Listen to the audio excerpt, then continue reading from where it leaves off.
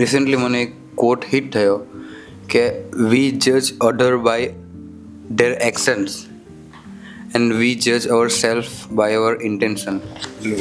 Wet let me check કે એ જ છે કે બીજું કંઈ છે.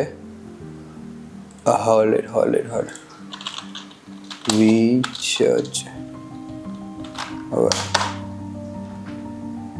we judge ourselves by our intentions and others by their actions. Stephen કવીનો જોક એમ કે હમણાં એટલા જોક જોવા લાગ્યો કે બધા જોકને બી મેં જ યાદ રહી. પણ this is a very nice quote. તો રિસેન્ટલી મારી લાઈફમાં મેં એ વસ્તુ રિયલાઇઝ કરું કે મેં બધાને જજ કરું એ એમના એક્શન પરથી, ને મેં મારી જાતને જજ કરું એ મારા ઇન્ટેન્શન કે મારા થોટથી.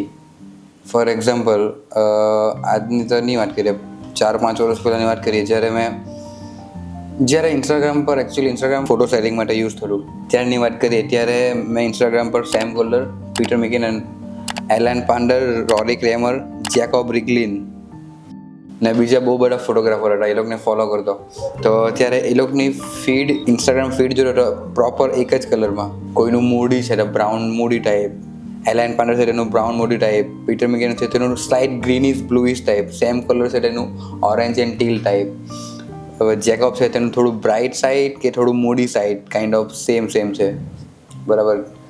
તો ત્યારે મને લાગતું કે બહુ મસ્ત આ લોકોનું કામ કરે, ને મેં એ લોકોનું કામ જોઉં તો મને એવું લાગે કે મેં બી એવું કામ કરતો થઈ ગયો. પણ એકચ્યુઅલમાં મારી ફીડ જોઉં તો મારી ફીડ આ વાતને થઈ ગયા 5-6 વર્ષ. ને હમણાં આજે મારા ફ્રેન્ડ સાથે વાત કરતો હતો તો એણે મને એક ફોટોગ્રાફરની ફીડ બતાવી કે બ્રો આ તો અંકલ છે, વેડિંગ ફોટોગ્રાફી કરે ને એની ફીડ જોયું એમ કરીને. તું પહેલાં બહુ એવરેજ હતી, બરાબર, પણ હમણાં એક નવું પેજ એણે બનાવ્યું તો તેમાં સેમ વસ્તુ એણે બતાવ્યું કે સેમ કલર પેલેટની થીમ એના ફીડમાં.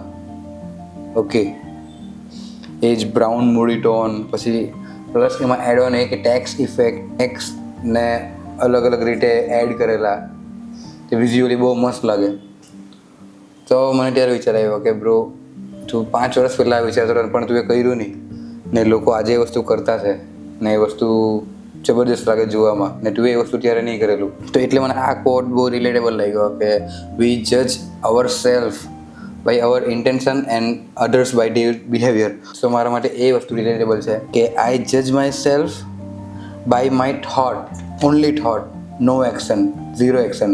કે ઇન્ટેન્શન બી હે મારો કે આ વસ્તુ મારે કરવાનું, પણ એ ઇન્ટેન્શન ત્યાં જ રહી જાય ઇન માય માઇન્ડ કે મેં અહીંયા એક લેવલ પર ઉપર ગઈને કંઈ વસ્તુ કરતો છે, પણ એકચ્યુઅલી ગ્રાઉન્ડ રિયાલિટી શું છે કે મેં અહીંયા બેસીને ઇન્સ્ટાગ્રામ સ્ટોર કર્યા કરું ને ખાલી એ લોકોના વર્ક મને ડોપામાઇન મળ્યા કરે કે વાહ મેં આ વર્ક જોયું, એટલે મેં કેપેબલ થઈ ગયા આ વર્ક સારું, પણ એકચ્યુઅલી રિઝલ્ટ મારું કંઈ હોય નહીં. That is it as of now.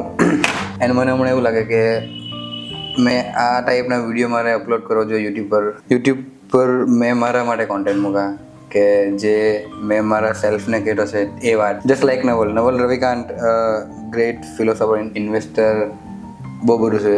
A Twitter પર ટ્વીટ કરે એ ખાલી એના માટે કરે કે બ્રો તારે એ વસ્તુ યાદ રાખવાનું છે કે ધીસ ઇઝ યુ, કે પછી તારા ફ્યુચર સેલ્ફ માટે છે. તો એ વસ્તુ મને લાગે કે મારે યુટ્યુબ પર વિડીયો મારા માટે મૂકવો જોઈએ. તો યુટ્યુબ પર આ ટાઈપ લોંગ ફોર્મમાં વિડીયો મૂકવાનું ટ્રાય કરાવે કે જે મેં મારી સાથે વાત કરું એ કેમેરા સામે બોલવાની ટ્રાય કરું મેં, તો એનાથી મારું કેમેરાની સામે કોન્ફિડન્સ વધશે, પછી મારી સ્પીકિંગ સ્કિલ થોડી ઇમ્પ્રૂવ થશે. બીજું તો કંઈ છે નહીં. બીજું એ કે તને જાણવા મળે ફ્યુચર કે વોટ એવર કે યુ આર ડમ ફક, ઇમ્પ્રૂવ કર્યા કરવાનું છે. તો યુટ્યુબ પર આ ટાઈપના boring long form video upload કરા. આજે તો ઈચ્છા છે મારી કે આ વિડીયો આજે જ શૂટ થઈ ગયું, એડિટ કરી નાખું ને અપલોડ કરી દેવું આજે જ. Okay, so C you in the next one. બીજી બહુ બધી વાતો કરવાની છે મારી હાથે, ને એકચ્યુઅલી મેં મારી હાથે વાતો કરતો બી છું પણ રેકોર્ડ નથી કરતો. પણ આજે એવો વિચાર આવ્યો કે મારે મારી બધી વાત રેકોર્ડ કરવી જોઈએ, ફોર મી ઓનલી. મળીએ જસ્ટ નેક્સ્ટ વિડીયોમાં.